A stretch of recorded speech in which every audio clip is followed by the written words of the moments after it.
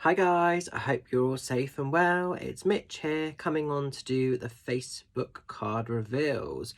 Just want to say guys, before I do the reveals, please bear in mind that this is quite a macabre, kind of gothic, bit gruesome sort of deck.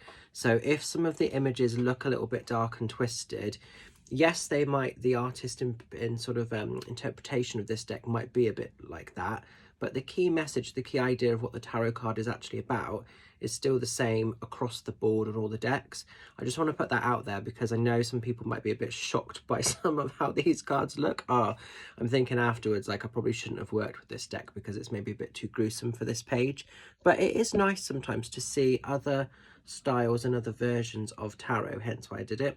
Apologies if I look like this video is leaning a little bit. I'm trying not to be, but the way I've got it positioned on the thing I'm using is not sitting very well and it's really annoying me, but I can't be asked to change it. So let's go for it. So as we're kind of going into card one, we're going into the energy of the Page of Coins, and it just sort of says here at the bottom, Vlad the monk, Vlad Dracula's brother, in this. So this one's not too bad. So basically, Page of Coins, when it shows in tarot, it's all about there's money available, there's money to be had, but there's an emphasis on you starting to sort of hone in on your craft, your skills, and opportunities to really sort of make money work the best it can for you.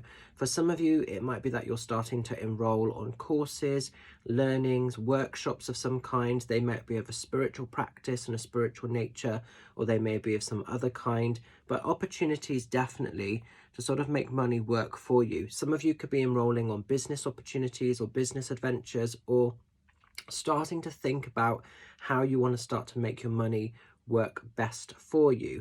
So if money has been a little bit restricted, a little bit hindered, there's an opportunity here for sort of new magic to be sort of harnessed, new financial success to kind of come in, but there'll be some effort required. So it's not a case of just sitting back and not doing anything and expecting to suddenly find loads of money comes at you. That's not how it's going to be. There's an emphasis on starting to actually put your time, your investment into something, but you'll be rewarded from a financial space, even if it's not straight away.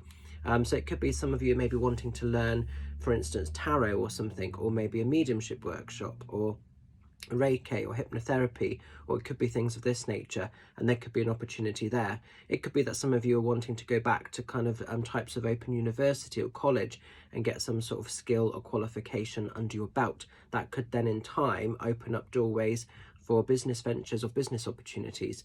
So however and whatever you're doing or thinking about, you know, harness your financial success because it's there available and it's there if you want it to be. Now then guys, I apologise for this card. As we're going into kind of card two, we're going into the energy of the Empress. I know this looks a little bit gruesome. Now, and it just says at the bottom, let the world see where you have been. And I think the important thing with this card, the Empress as a rule in traditional tarot, is all about sacred space.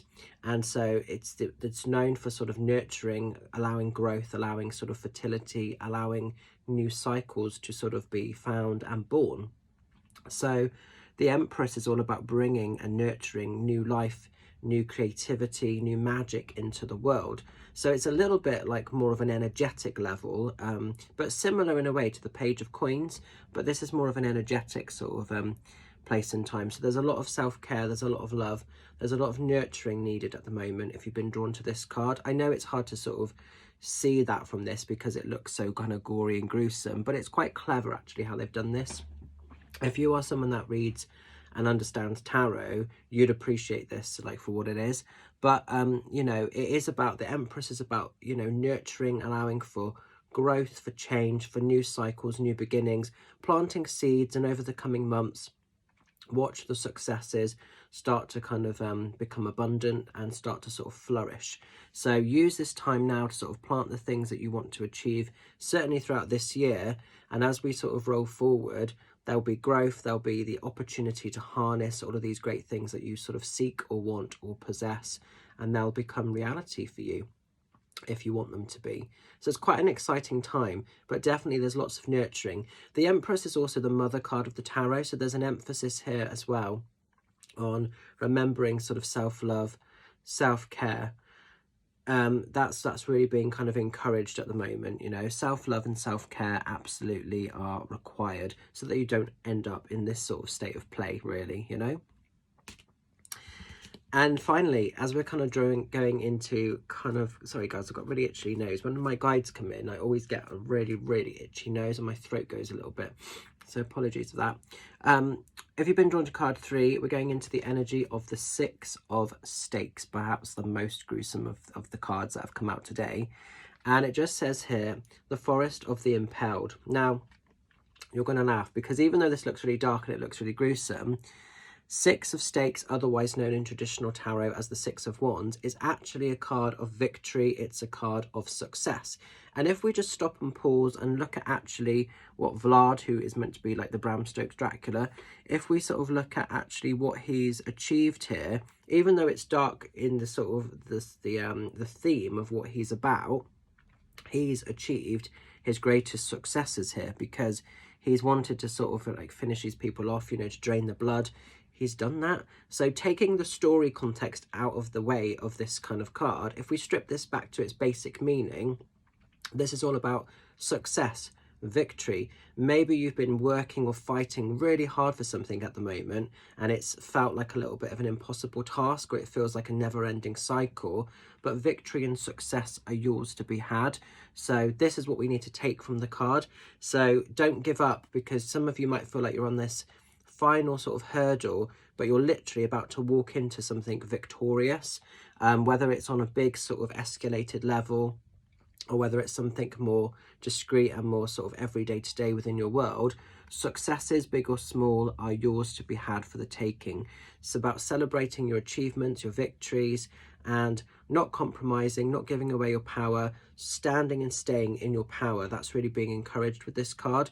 You may have been through something really tiring, really testing, really overwhelming, but you're coming out the other side of that now. It could be for some of you, there may have been some health battles that you've been up against and you're starting to see recovery and light at the end of that.